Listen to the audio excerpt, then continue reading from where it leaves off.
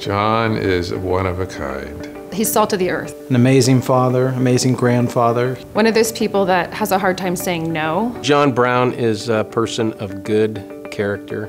John, he's sort of I would say he's sort of an enigma. He's an original. John's the Energizer Bunny on steroids.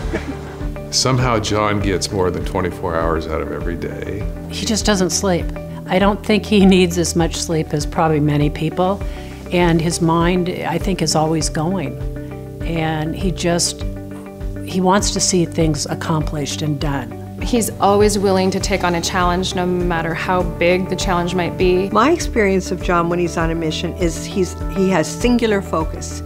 He sees something and it has to touch his heart, I believe. It has to mean something. That's the authenticity of John. I met John probably more than 25 years ago. Before he joined our firm, 7 or 8 years ago, he was a commercial real estate appraiser. I remember some of my first interactions with him. John always was knowledgeable about the property, and he had a strong opinion, and I was very impressed by that. We were looking for somebody that was compatible. John's integrity, his interest in being involved in the community, and just his ability to be so easy to get along with, work with, cooperative. He was kind of an easy selection to be as a partner.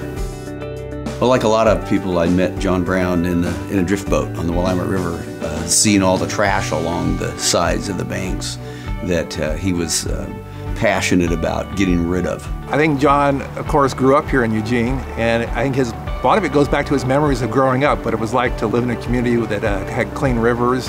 In the years in the past, he would take his own boat, take the two boys down the river and fish.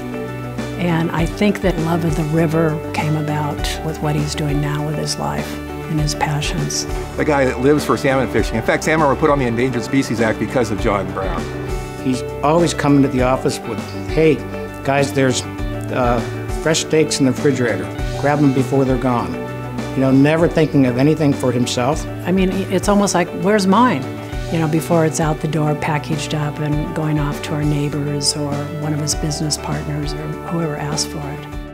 Not until I got older and a little bit more mature did I realize just how much my dad does. I got an email from him one day, and he said, I have money that I want to give to the people in the community, but I don't have the time to get it to street level. Would you, if I sent you $1,000, would you give it to people at street level? Would you do random acts of kindness?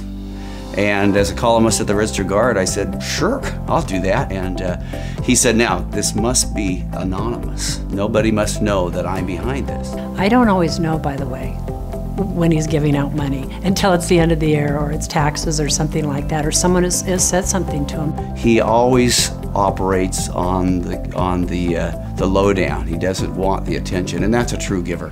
He's Mr. Graffiti, cleans up graffiti all over town.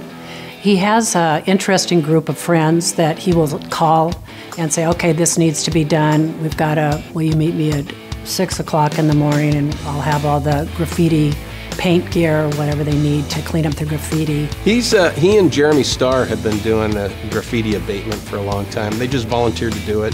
When I heard from them what they were doing, I asked if I could go along, and they allowed me to.